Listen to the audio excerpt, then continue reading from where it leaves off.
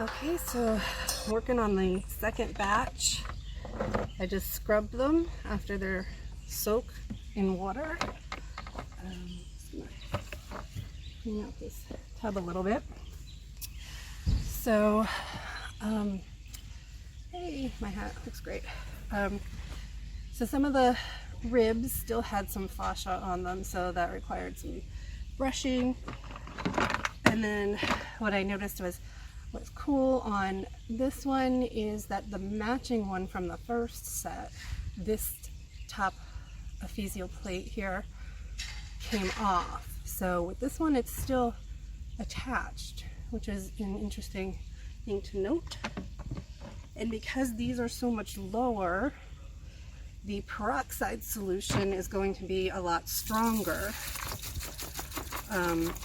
because I can use a lot more peroxide. In fact, I can cover them completely. Let's see, let me use the whole gallon here and see where we end up.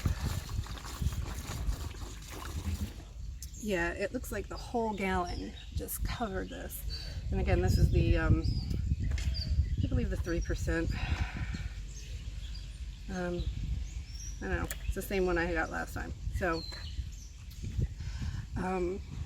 so right now it's all the way, there might be a little bit of that long bone sticking out. So I can just add a little water.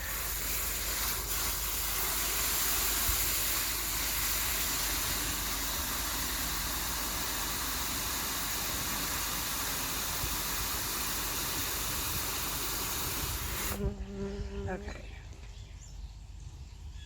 I'm just trying to figure out where, because it's still foaming, if it'll still be under the solution, and I think it will.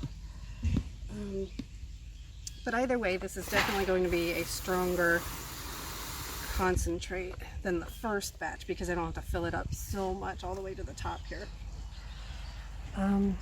So chances are these will be a bit lighter than the first batch.